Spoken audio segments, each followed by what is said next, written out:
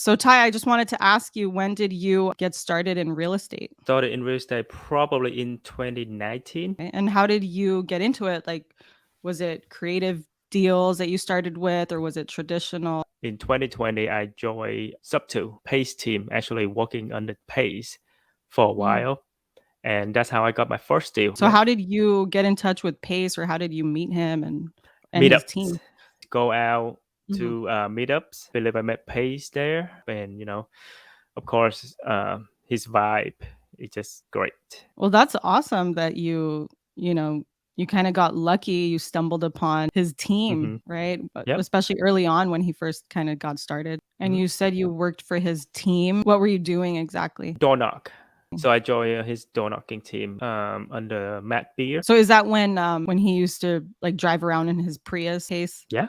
and just go door knocking? How big was the door knocking group? I think there's like about 6 of us. We usually either go in group of two or alone. And how often did you guys go out door knocking? So we meet every week and then go over our KPI. During the week, I probably door knock about five days. Yeah, after a couple times, I pretty much went on my own.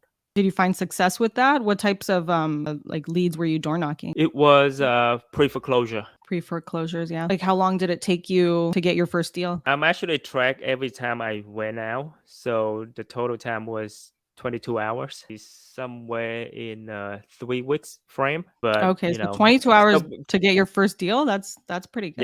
yeah. So every day I took between 2 to 5 hours. Did you have like another job you were doing at the time? I was just running my own business Cool. And so your first deal was that when you went door knocking by yourself, or was it when you went with somebody else or their team? by myself. Actually, there's another one before that I went with Alex, but I did Mhm. not consider that as my first Okay. because I didn't do much.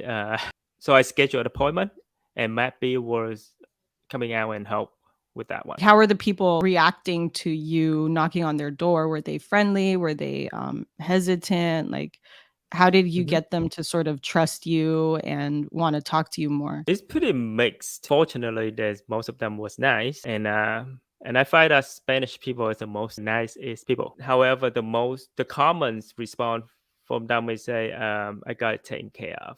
Was that something that was true? They did get it taken care of, or were they just saying that to make you go away? Most of the time, they're just saying it. Oh no, yeah, because I know that Pace always says buyers are liars, but sellers are worse, right? It's kind of like when you walk into a store and someone come to you and Comes ask up to you you. like, "Hey, Uh-huh. can I help you?" You say, no," brush it away. Usually, you just have to follow up.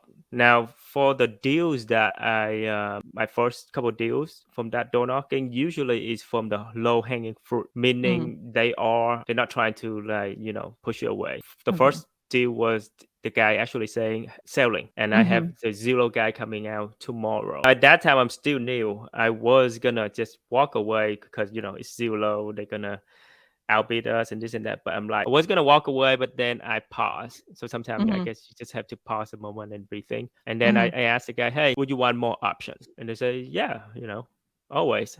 So okay. I asked him like, well, we can schedule an appointment for you tomorrow for the zero come and see how else we can help you. He Mhm. said, "Yeah, we solve his problem." Compared to Zillow, because Oh. Zillow they just want to buy it out. For that one, we do a subtail, give him more because we're doing sub two, and Okay. then we let him stay a little bit longer so he have time to move out. Once he did that, we just clean it up, and the house was really nice and clean. Update a little bit, and then put it on the market. And so for that specific seller, what was their reason for falling behind? Like I know that some people they lose their job or they go on disability or a divorce or something. I think it was job reason. Because the guy Okay. was just live by himself. I believe he moved with his sister. And how far behind was he in his payments? Thing is somewhere in the 20 or 30-ish. 1,000. Okay. Yeah. So then you got him to say yes, or you got him to sign the contract, or Yeah. The door knocking is just our job is to set appointment. I set appointment, I call Matt. We both come out and talk to him. It took a couple follow up for the deals to went through. so then when you set the appointment, basically that's when you ask the seller like, "Oh, do you wanna hear other options?" And then if they're open to that, then you set an appointment? That one, he already have an someone coming out. So for someone that doesn't have any buyer interested, then I'm Mhm. just schedule appointment for him to see if anything we can do to help. And Okay. basically just approach as a problem solver. I didn't Mhm. say anything about selling the house unless they selling the house. Because Mhm. the second deal, that person did not want to sell the house. I just asked him, hey, would you like to schedule appointment with our expert, our teams, to Mhm. see if anything we can do to help? Did you find a lot of luck going door knocking after that? After a couple months,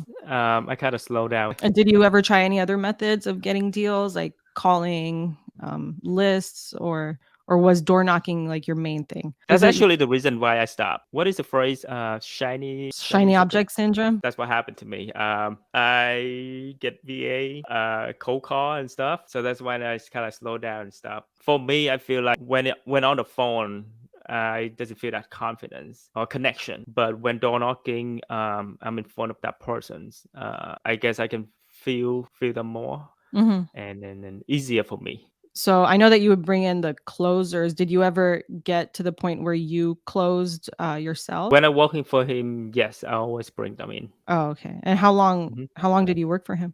5 months maybe. Did you get deals on your own? A few before I Mhm. kind of stop because Mhm. I feel like wholesaling is not for me, especially doing solo for me because I am not efficient in follow up in calling. Mhm, Now I'm good mhm. at system and everything, comping. I'm more like a integrator than a closer I see, okay. or Yeah. follow up. So then if So you found, like, the right team to sort of go with yeah. where you can do comping and other things, and hmm you'd probably jump So back what in? exactly? Yep. Mm. But right now I'm still in real estate because I'm buying. So right Mhm. now if you talk about avatar, I'm more like a connection and buyer. What are your, like, goals for the future in general, just not just in real estate, but in general? Building a brand and multiple stream of income. Have a couple businesses, and Mhm. so once you got the right people in that business, and keep going at it, generate the cash, and put it in real estate.